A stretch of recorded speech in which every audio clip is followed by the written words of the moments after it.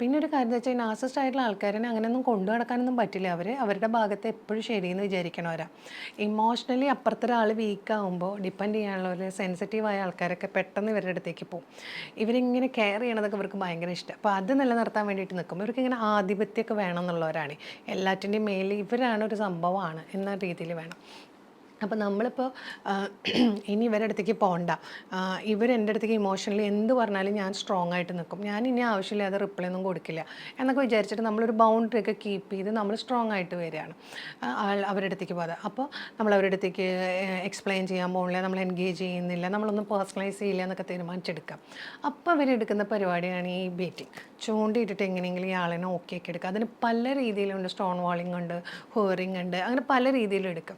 എന്താണ് ഹൂവറിംഗ് എന്ന് പറയുന്ന സമയത്ത് ഹോവറിംഗ് എന്നൊക്കെ പറയുന്നുണ്ട്. അത് ഏത് രീതിയിലാണെങ്കിലും അത് ഇത്രയേ ഉള്ളൂ. റൊമാൻറ്റിക് ആയിട്ടുള്ള രീതിയിലേക്ക്